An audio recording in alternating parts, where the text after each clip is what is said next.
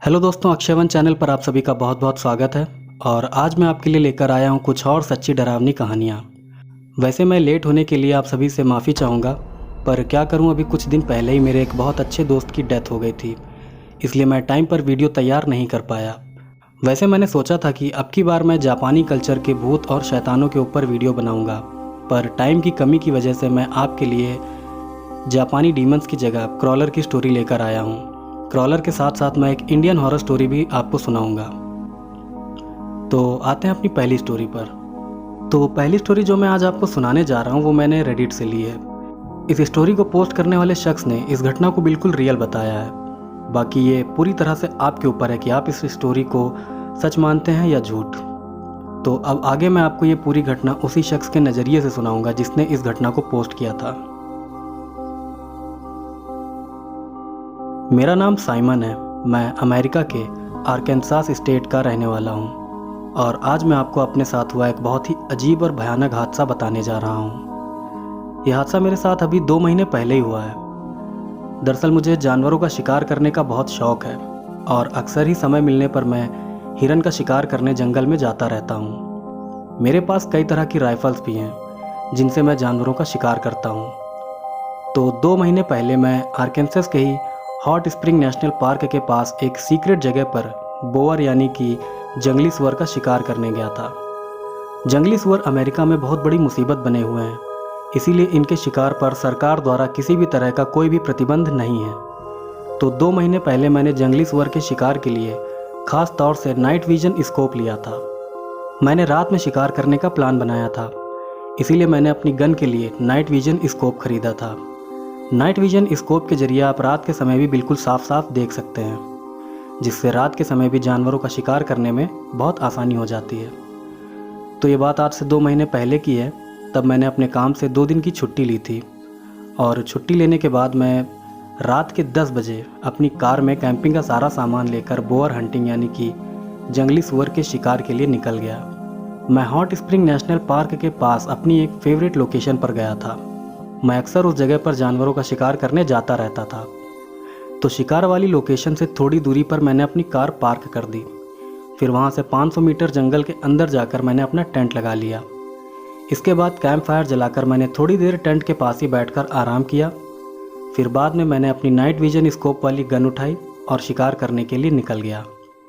काफ़ी देर तक ढूंढने के बाद भी मुझे रात के 3 बजे तक कोई भी शिकार नहीं मिला। तब थक हार कर मैं अपने टेंट में वापस जाकर सो गया। फिर अगला दिन मैंने ज़्यादातर सोते हुए ही बिता दिया, क्योंकि मुझे रात में शिकार करने का मज़ा लेना था। फिर शाम को मैंने कैंप फायर के पास बैठकर कुछ एक बियर पी और खाना खाया। इसके बाद मैं फिर से अपनी गन लेकर शिकार करने निकल गया। जंगल में काफ़ी देर तक ढूंढने के बावजूद मुझे एक भी जंगली सुअर दिखाई नहीं दिया। फिर थोड़ी देर आराम करने के लिए मैं एक जगह पर अपनी गन लेकर बैठ गया। वहाँ बैठे बैठे ही मैं अपनी गन के स्कोप से इधर उधर देख रहा था कि तभी मुझे अपने से लगभग 200 मीटर की दूरी पर कुछ हलचल दिखाई दी। मैंने उस हलचल वाली जगह पर अपने स्कोप से देखा तो पाया कि वहाँ पर कोई भालू जैसा जानवर चहलकदमी कर रहा था। मुझे वो जानवर काफ़ी अजीब लगा, इसलिए मैंने अपनी गन के स्कोप से उस जानवर पर जूम करके देखा। तब मैंने पाया कि वो कोई जानवर नहीं बल्कि एक पतला और लंबा सा आदमी जैसा कोई जीव था। वो जीव भले ही दिखने में किसी इंसान जैसा था, पर वो अपने चारों हाथ पैरों पर किसी जानवर की तरह चल रहा था। उस आदमी जैसे जीव को देखकर मैं बहुत हैरान था। मैं सोच रहा था कि आखिर इतनी रात को कोई इंसान इस घने जंगल में इस तरह से क्यों घूमेगा। वो जीव दिखने में भी बिल्कुल किसी इंसान जैसा लग रहा था, बस उसके पंजे किसी जानवर जैसे नुकीले नाखून वाले थे। नाइट विजन स्कोप में किसी भी चीज़ का सही रंग दिखाई नहीं देता है, इसलिए मैं उस जानवर का रंग तो नहीं बता सकता, पर मैं इतना ज़रूर बता सकता हूँ कि वो जीव बहुत ही पतला और लंबा था। वो जीव इतना पतला था कि उसे देखकर ऐसा लग रहा था कि जैसे उसने महीनों से कुछ भी ना खाया हो। खैर, उस जीव को अपनी गन के स्कोप से देखते हुए मुझे कुछ सेकंड ही बीते थे कि तभी मैंने देखा कि वो जीव एक पेड़ के पास जाकर कुछ सूंघ रहा है। फिर तभी मुझे याद आया कि ये वही पेड़ है जिसके नीचे मैं थोड़ी देर के लिए बैठा था। दिमाग में ये ख्याल आते ही मैं सोच में पड़ गया कि क्या ये अजीब जीव मुझको सूंघ रहा है। वो सब देखकर मैं काफ़ी हैरान था, पर थोड़ी देर बाद ही कुछ ऐसा हुआ जिसे देखकर मैं बहुत ज़्यादा डर गया। दरअसल पेड़ को सूंघने के बाद वो जीव वहीं पर बड़े आराम से बैठ गया। फिर बैठे बैठे ही उस जीव ने किसी लड़की की आवाज़ निकाल के बोला कि मेरी मदद करो, प्लीज़ मेरी मदद करो, देखो मुझे चोट लगी है। ये सब देख के एक बारगी तो मुझे समझ ही नहीं आया कि आखिर ये सब हो क्या रहा है।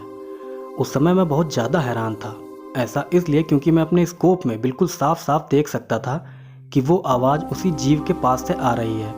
ऐसा तो हो ही नहीं सकता था कि कोई लड़की वो आवाज़ लगा रही हो। उस समय मैं बहुत कंफ्यूज था, लेकिन तभी मुझे समझ आया कि ये जीव लड़की की आवाज़ निकालकर मुझे अपने पास बुलाना चाहता है। ये सोचकर मैं बहुत डर गया।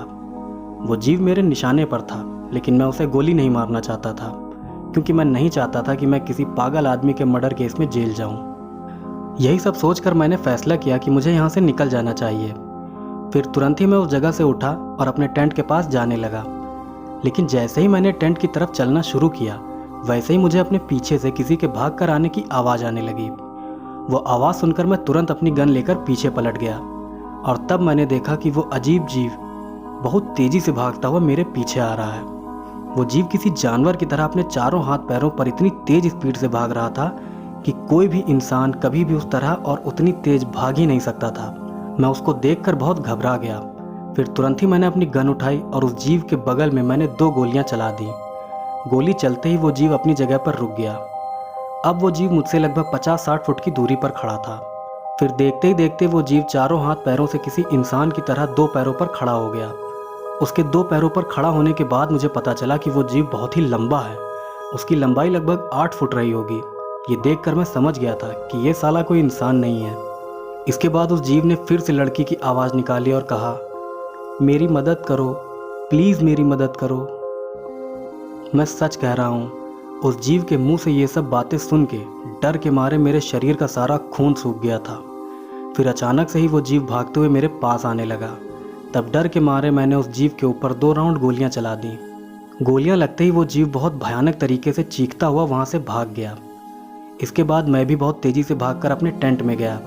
वहां जाकर मैंने जल्दी जल्दी अपना सामान समेटा और फिर वहां से सीधा अपनी कार की तरफ निकल गया। हालांकि जल्दीबाजी में मेरा काफ़ी सामान और टेंट वहीं पर छूट गया था, पर मुझे उसकी कोई परवाह भी नहीं थी। खैर, फिर मैं अपनी कार लेकर वापस अपने घर आ गया।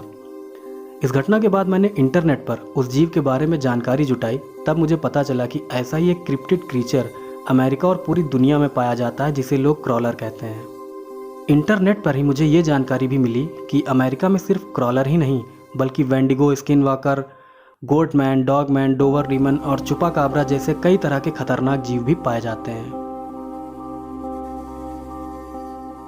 दोस्तों, ये थी क्रॉलर को देखे जाने की पहली घटना, और अब मैं आपको सुनाता हूँ एक रियल इंडियन हॉरर स्टोरी। तो अब जो घटना मैं आपको बताने जा रहा हूँ वो आदि शुक्ला नाम के एक शख्स ने पोस्ट की थी। तो अब आगे की घटना मैं आपको उन्हीं के नज़रिए से बताऊंगा। मेरा नाम आदि शुक्ला है। मैं महाराष्ट्र का रहने वाला हूं, और आज मैं आपको मेरे और मेरे एक चचेरे भाई के साथ हुई एक बहुत ही भयानक घटना बताने वाला हूं। ये घटना आज से 6 साल पहले की है। तब एक बार मेरे बड़े भाई को ट्रेन से कहीं जाना था, तो बड़े भाई को रेलवे स्टेशन तक छोड़ने के लिए मुझे उनके साथ में जाना था। मेरे भाई की ट्रेन रात को 9 बजे की थी। तो मैं जब अपने भाई को रेलवे स्टेशन छोड़ने के लिए जा रहा था, तभी मेरा चचेरा भाई, जिसका नाम रंजीत है, वो भी वहाँ आ गया। उसने मुझसे कहा कि तुम स्टेशन से वापस आते समय अकेले होगे, इसलिए मुझे भी अपने साथ ले चलो। मैंने भी सोचा कि चलो ठीक है, कम से कम वापस आते समय कोई मेरे साथ तो होगा, क्योंकि रेलवे स्टेशन मेरे घर से लगभग 9 किलोमीटर की दूरी पर था। इसके बाद मैं मेरे बड़े भैया और मेरे चचेरे भाई रंजीत को स्कूटी पर बिठाकर स्टेशन की तरफ चल दिया। हमारे घर से रेलवे स्टेशन की तरफ 2 रास्ते जाते हैं, जिनमें से एक रास्ता तो नॉर्मल है, जहाँ से ज़्यादातर लोग आते जाते रहते हैं, पर दूसरे रास्ते के बारे में कहा जाता है कि वो रास्ता हॉन्टेड है। उस रास्ते पर कई बार लोगों के एक्सीडेंट हो चुके हैं, जिनमें कई लोगों की जान भी जा चुकी है। इसीलिए ज़्यादातर लोग रात के समय उस रास्ते से आना जाना नहीं करते हैं।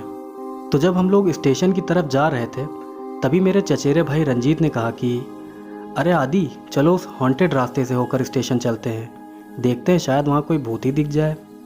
रंजीत की इस बात पर मेरे भैया ने कहा कि बेवकूफ़ों वाली बातें मत करो, रात में उस रास्ते से होकर कोई नहीं जाता। इसके बाद मैं चुपचाप सही रास्ते से गाड़ी लेकर स्टेशन चला गया। फिर स्टेशन पर भैया को छोड़ने के बाद जब मैं और रंजीत वापस घर आने लगे, तब रंजीत ने मुझसे कहा कि आदि, अब तो हम उस हॉन्टेड रास्ते पे जा सकते हैं, अब तो भैया भी नहीं हैं जो हमें मना करेंगे। उसकी बात पर मैंने कहा कि यार उस रास्ते पर जाना सही नहीं है। मेरी बात पर रंजीत बोला कि क्या तुम भी भूतों से डरते हो? उसकी बात पर मैंने कहा कि नहीं, मैं नहीं डरता भूत वूत से, वैसे भी ये सब अंधविश्वास की बातें हैं। तब रंजीत ने कहा कि ठीक है, तो फिर चलो ना, उसी रास्ते से चलते हैं, देखते हैं शायद कोई भूत ही दिख जाए। रंजीत के बार बार कहने पर मैं उस हॉन्टेड रास्ते से जाने को तैयार हो गया, लेकिन अब की बार स्कूटी मैं नहीं बल्कि रंजीत चला रहा था। तो उस हॉन्टेड रास्ते पे थोड़ा आगे जाते हुए हमें कुछ भी अजीब नहीं लगा। हाँ, ये ज़रूर है कि वहाँ पर काफ़ी अंधेरा और सन्नाटा था। पर जब हम उस रास्ते पे थोड़ा और आगे बढ़े, तभी अचानक से एक सफ़ेद रंग का साया बहुत तेज़ी से भागकर मेरे बगल से निकल गया। ये देखकर डर के मारे मेरी हालत पतली हो गई। फिर मैंने तुरंत रंजीत से कहा कि वो क्या था यार जो अभी अभी हमारे बगल से निकला था? मेरी बात पे रंजीत ने कहा कि डराना बंद करो यार, मैं इन बातों से नहीं डरता। उसको मेरी बात झूठ लग रही थी, शायद उसने वो साया नहीं देखा था। जो भी हो, डर के मारे मेरी हालत तो ख़राब हो रखी थी। मैं बस किसी भी तरह से अपने घर पहुंचना चाहता था, इसलिए मैं चुपचाप अपनी जगह बैठा रहा। फिर तभी अचानक से एक झटके के साथ हमारी स्कूटी डिसबैलेंस होकर नीचे गिर गई। हम दोनों लोग सड़क पर रगड़ते हुए कुछ दूर निकल गए। हमें काफ़ी चोटें भी आईं। फिर मैंने रंजीत से पूछा भी कि क्या हुआ भाई, स्कूटी कैसे डिसबैलेंस हो गई? तब उसने कहा कि यार गाड़ी के सामने अचानक से एक लंबा बूढ़ा आदमी आ गया, जिसको देखकर मैं डर गया और गाड़ी लेकर गिर पड़ा। तब मैंने गुस्से में रंजीत से कहा कि मैं कह रहा था ये रास्ता सही नहीं है, लेकिन तुमने मेरी बात नहीं मानी, अब देखो हम लोग मुसीबत में फंस गए हैं। इसके बाद मैंने खुद स्कूटी संभाली और रंजीत को पिछली सीट पर बैठाया। फिर पूरी स्पीड से मैं स्कूटी भगाते हुए घर की तरफ निकल गया। घर पर आकर मैंने ये बात अपने मम्मी पापा को बताई, तो उन्होंने हम दोनों को बहुत डांटा। उन्होंने हमसे कहा कि वो रोड बहुत ही मनहूस है और दिन में भी वहाँ पर कई बार लोगों के साथ पैरानॉर्मल हादसे हो चुके हैं। पता नहीं तुम लोगों को क्या सूझा जो रात को वहाँ से घर आ रहे थे। इस घटना के बाद हमने उस रास्ते से जाना ही बंद कर दिया। दोस्तों, मैं माफ़ी चाहूँगा कि वीडियो थोड़ा लेट है और मुझे पता है कि ये वो स्टोरी नहीं है जो मैंने अपलोड करने के लिए कही थी, लेकिन समय की कमी की वजह से मैंने ये स्टोरी अपलोड कर दी है। और अगले संडे को मैं जापानी अर्बन लेजेंड्स के बारे में 2 स्टोरी लेकर आऊँगा जो कि बहुत ही अच्छी होंगी। तो मिलते हैं आपसे अगले वीडियो में, तब तक के लिए जय श्री कृष्ण।